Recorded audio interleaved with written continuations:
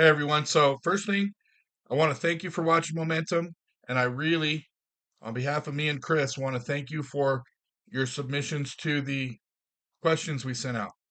Your goals are incredible. Chris and I really want to see you reach those goals. Your challenges are heartbreaking, which leads me to the next thing that I want to tell you.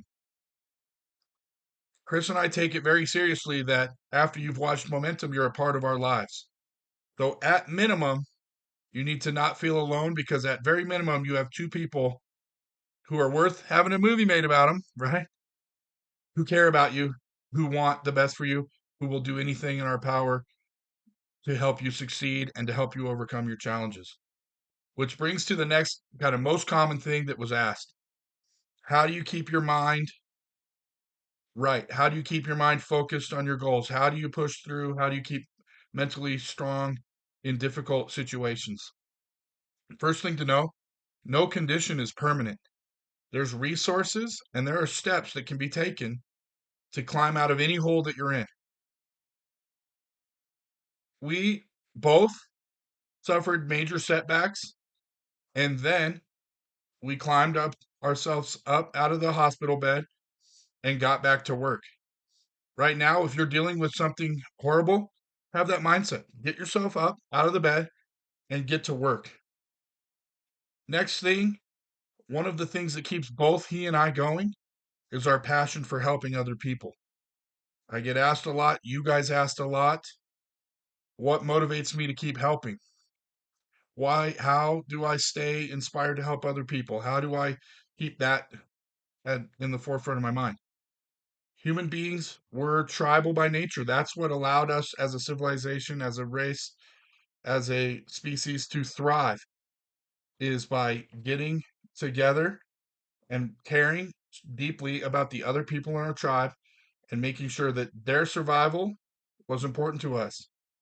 When that happens, you have people to lean on in lean times, and you then become someone who can be relied upon, which motivates you to be stronger and to have those people rely on you so that you are motivated to gain more skills, gain more knowledge, get stronger. And it continually builds upon itself to where when you're an adult, you're completely capable, you're strong, you're worthy. Right now, have that mental mindset. You're going to get yourself up, you're going to get stronger, you're going to make the world better for the people around you. And it's not the motivation that it makes it better for you, but the amazing side effect is that it makes the world better for you when you make the world better for the people around you. That's what keeps both of us going. Awesome. So let's go get going with an interview of star of the show. Chris is all the way around the other side of the world, so there were some logistical issues to get this going, but we got a few good things we pulled from our talk, and try to ignore the traffic that's in the background a little bit. World's loudest motorcycle comes by at one point. Hope you enjoy it. Coco, we had a lot of versions of what keeps you going, what made you want to keep going, how do you not quit, how do you not give up? So fill us in. How do I keep going? That's an easy answer for me. I just really gave myself no other option. Through all my experiences in life, I realized that hard times don't last, hard people do. And the more stuff I've gone through, the more that I've had the chance to exercise that muscle. I've always stayed close to my dreams and the things that got me started. I believe that dreams are intangible. They're something that live in our heart. So it's really something that we have full control over, but we got to protect it. So for me, that's been the key, is just really knowing that every hard day comes to an end, and that I have enough things to fight for and represent, and enough people to honor, and hard times that I've already gone through that have proved to myself that I can get past them. But you have to exercise that muscle by continuing to go through those hard times and showing yourself that you can get through them and you can be better on the other side. Champ, the people also want to know, what keeps you motivated? What keeps you going? What makes you work so hard? That's changed over time. These days it's more just discipline, just knowing that I got to do the things I got to do. When I was younger, it was a lot more, I guess, anger and resentment towards the doubt and the things that were holding me back or that were getting in my way. And I think it's all healthy. You know, I think being fired up and being upset towards the things that held us back or that said we couldn't, also with knowing that sometimes we just have to hold ourselves accountable and show up no matter what. And sometimes on our worst days, we find ourselves end up having the best experience. Sometimes on my worst days when I show up, I end up having the best days. So discipline over motivation, showing up and doing the things that I have to do and that I'm supposed to do no matter what is the first answer. And that's what's really helped elevate my life lately.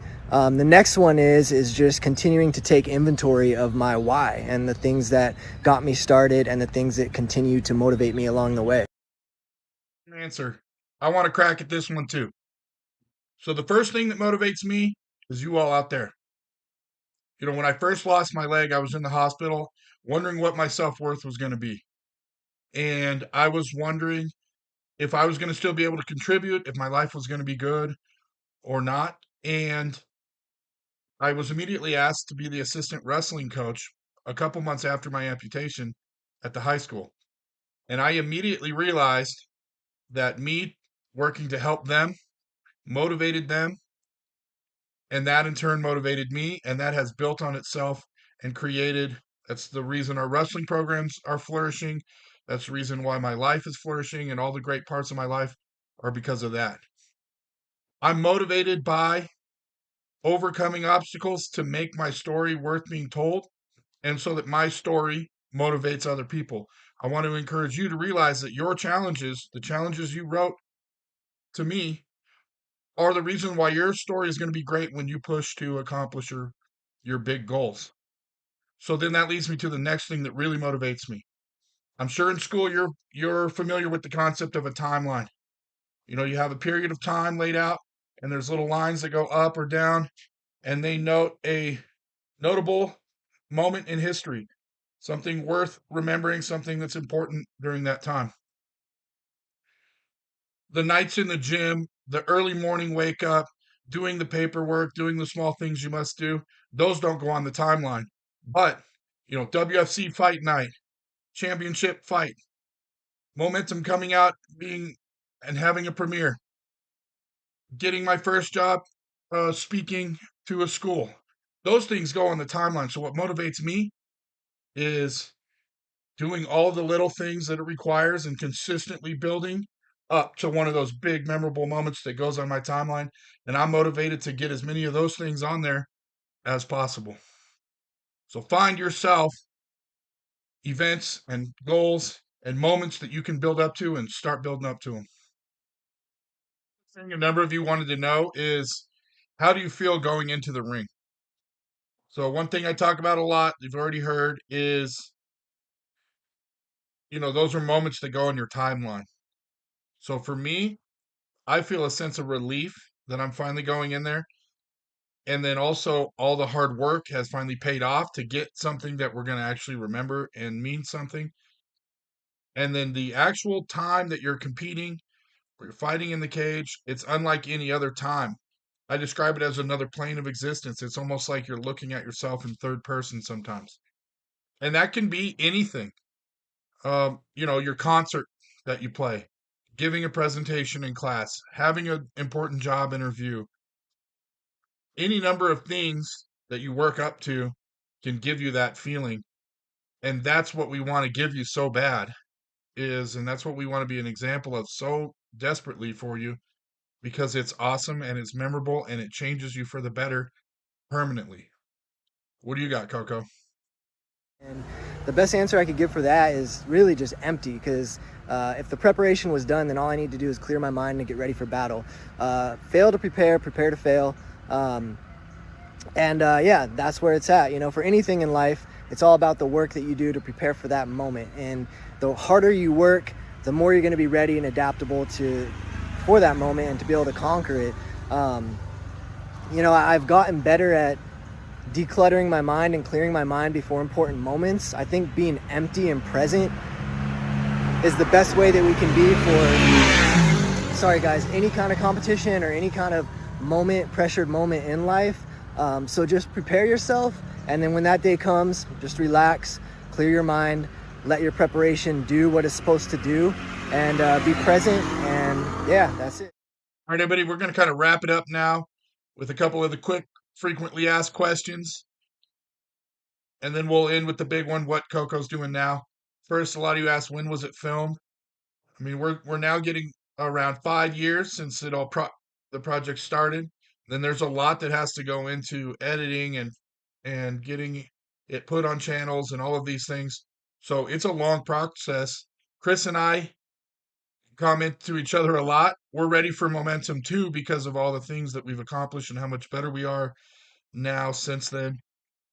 And then I joke a lot about that fight being fixed just because it was too perfect. I want to assure you, there's nothing fake about this story, and there's really exceptionally nothing fake about Chris. The man you see in that movie who had incredible drive, determination, willpower that he used to push through obstacles and not let anything stop him from getting what he wanted. That's the guy we still have, and that element of him has grown. He's been in Thailand training and fighting. When I ask him, he'll elaborate on that. But I know for a fact he feels guilty not being here on the ground working with you, and he feels disconnected from the inspiration he's giving. So, if you can do me a favor before we end here, if you can think about following him on social media, Chris Cocores, he posts amazing stuff and he's always working towards awesome things. I want to make sure he feels that our love for him and what we watch him do is extremely inspiring and that we still want him to go push to be the world champion that he can be. All right, so what are you up to now, Coco? Now, of course, I'm still competing in MMA. I'm going to be doing this for the rest of my life, guys. I absolutely love what I do, and I'm not stopping anytime soon. I continue to push the bar so that I can constantly have new goals to reach, so that I can make sure that I wake up and do what I love every single day of my life, and I don't plan on stopping anytime soon. Is it easy? Definitely not. Is it worth it? Absolutely. So I protect my dream at all costs, and right now I'm competing internationally. I'm currently 4-0 as a professional. I've competed against France, I've competed against China, I've competed against Thailand now, and again, I ain't stopping anytime soon. So, no matter what happens in life, life can continue to throw curveballs. I'm still going to wake up and do what I love every single day, no matter what. So if I can do it, you guys can do it. I love you guys, appreciate you guys. Always nice checking in and chatting, and I'll talk to you guys soon.